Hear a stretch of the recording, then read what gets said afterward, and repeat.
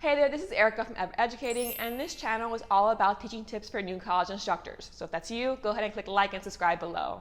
But today, the 3 different HyperDoc examples I'm using are creating a resource guide for your students, creating a unit project checklist for your students, or creating a HyperDoc for yourself or for your students, depending on what you want to do, that's interactive and easy to navigate in one PDF.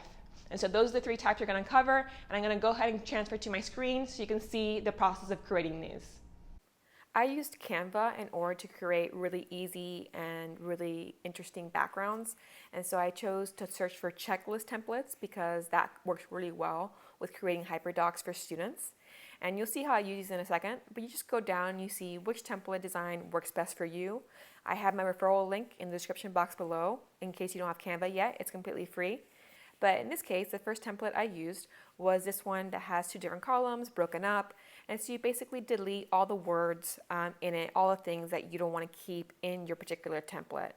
You can change the colors to whatever scheme works best for you. Really, the sky is the limit. And you can go through and see, what other templates also work well.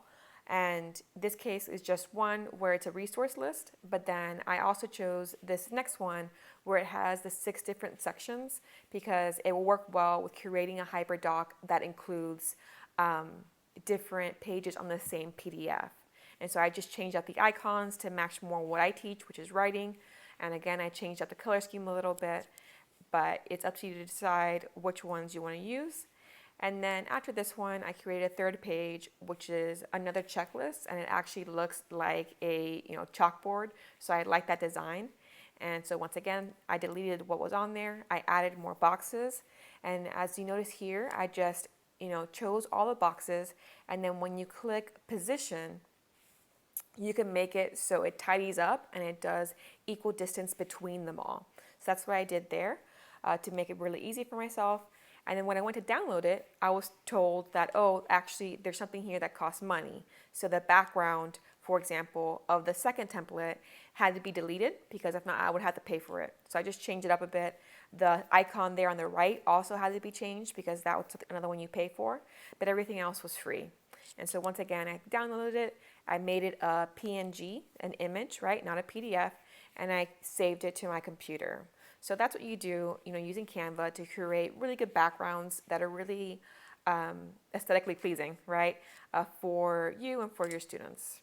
And so now I have the slides open, and I delete, what's on that first page, and I go to File and then Page Setup to change what it looks like. So I changed it custom to 8 by 11.5, so it's a usual PDF page, and that will change, as you can see here, how the slide looks.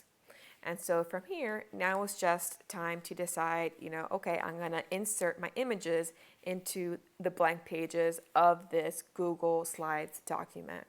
And so you just go to, obviously, Insert, Image, and then in this case, images from my computer. And so I am creating all 3 of these in this next little portion of the video. And so now once they're all there, I go back to the first one.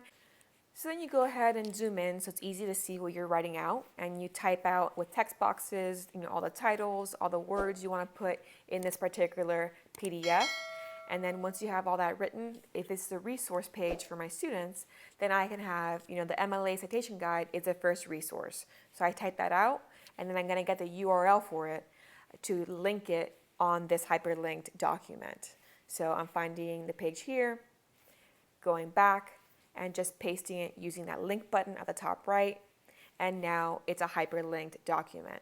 And so you do the whole document in this way. Once you do that, you can also do edit, select all, and then you right click on the PDF and you say group, and now the whole thing can move at once in case you want to resize things, move them around.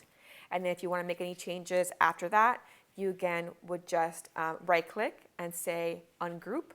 And now you can make changes to individual elements. So in this case, you can change, for example, that text box. So that's just a little trick of making things easy to move around. Now I'm going to go to the 3rd one next, actually. So this checklist, very similar. If you want to do, for example, a checklist of things to do in your unit, right, your unit project, you can title it Unit 1 Checklist, and then you can just create text boxes for each individual checkbox. or you can create one large one, but then spacing it can be a bit more difficult. It's an option, but I just prefer copy and pasting the text box over and over again, and then changing it so that it matches the style across the whole thing. And so these are just kind of made up examples of things to put in a checklist, but once again, you can find and link various aspects to the page. And then what you can also do is you can make sure that you can change the coloring of these two links back to the white, back to underlined. And so it looks like a regular document, but it's still clickable, right? The links will still work even if it doesn't have the style that comes automatically when you link it. So as you can see there, I changed that first one, so you can see later on how that works. And so now the third one, I'm adding an additional page at the end of this document, because another thing you can do is you can create a hyperlinked PDF for your students. And so what I'm doing here is I'm adding a square over that icon, and that square is going to be clickable. And so it's going to be connected to the next slide, slide 5. So in this case, slide 4. Whenever you click that box now on the PDF, your student will be taken immediately to that page, the slide 4. And so you can create a box for all these 6 icons and navigate them to different parts of the PDF really easily. And so I made the box transparent, as well as the box around it, the border, also transparent. And I'll show you in a second, when you save and download it as a PDF and you open it up, now that's clickable, and it will move you down the page. So it's a really cool way of making your PDF really interactive for your students. This can be a study guide, or whatever you'd like, but it's something that works really well if you have a really long PDF that you want to be easy to get around for your students or for yourself.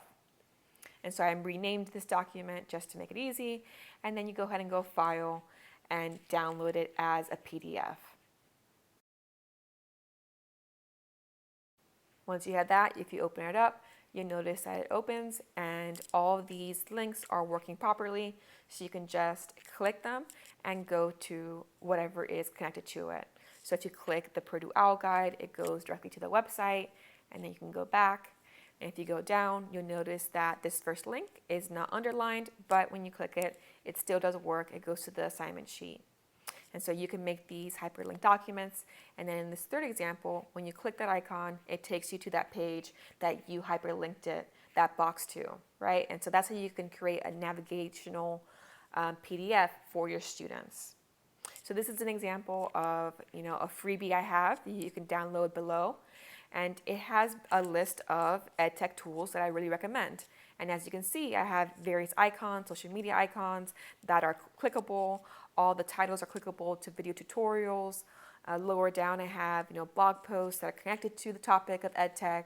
And so really, the sky's the limit as far as creating tons of hyperlinked resources for your students using Google Slides and Canva, in connection with each other. Now I'm going to create a new one and again change up the page setup. And in this case, I'm showing you that third example of creating a hyperlinked document. So in this case, you can create basically a lesson plan, right? A teacher plan for yourself. And so I'm going to create a 3-sectioned lesson plan. And the first thing you do is the first page will be just a cover page. So the second one, I'm inserting an image from the web as a cover page for each section of my notebook. And so I have here, I'm going to search for an image tied to writing first as an example of a class I'm teaching. And then after that, I'll find the 2 other cover pages, one for science and one for math, as just an example of 3 courses maybe that you teach yourself. So in this case, pages 2 through 4 are each going to be section pages, cover pages in your notebook. But then once I have that, my next step is to create small icons, just like I did before with that square, that are going to be clickable so that students can navigate, or that you can navigate through this PDF document. And so I chose here a triangle, and you can size it however you'd like, create as many as you want. In this case, I'm creating 4 different triangles of the same size and different colors, so I can color coordinate the classes with the triangles. And then the 4th triangle that I add is for a blank page. And so that blank page will be able to be copy and pasted throughout your your lesson plans as many times as you want, and it will remain hyperlinked because you have that fourth triangle.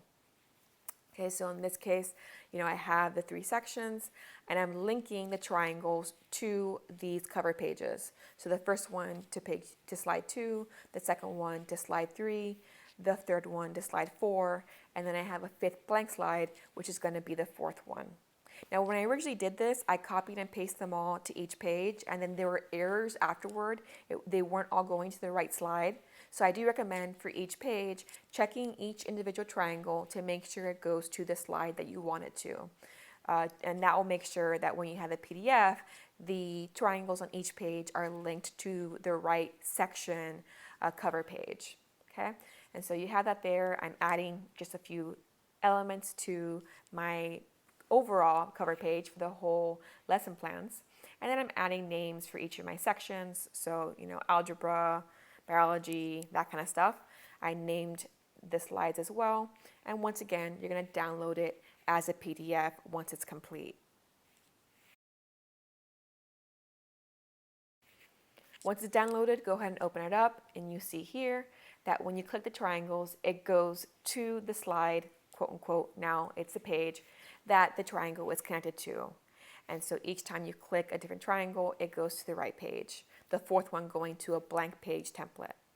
And so here's a PDF, and they kind of show you how it works is when you have it in a PDF annotator app, you're going to be able to add the blank page as many times as you want. So here's GoodNotes. As you can see, they're still hyperlinked. So you go ahead in the top left and you say, edit, and we're going to copy that blank page and paste it throughout the document. So you can do this over and over again as long as you make sure that that blank page template stays all the way at the end there. So as you can see, I'm adding the blank pages in between my cover pages. And so now you can add information to each section of your notebook, right? And so I do have free and paid digital bullet journals in case you don't want to create them yourself. You can see them, I've linked them below on my Teachable website.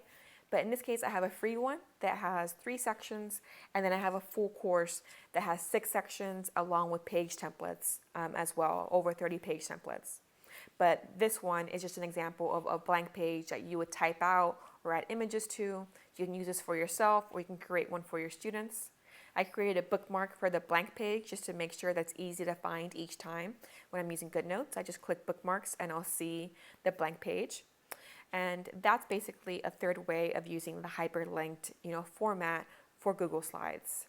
So here's that freebie that I mentioned that has the 3 sections, and then it comes with these page templates as well. It's not completely blank, where you can copy and paste those and add them throughout your document, right? Your digital bullet journal, and use it as a lesson plan. If you have your own Google Slide Hyperdoc tips, go ahead and comment below with them so we can all learn from you.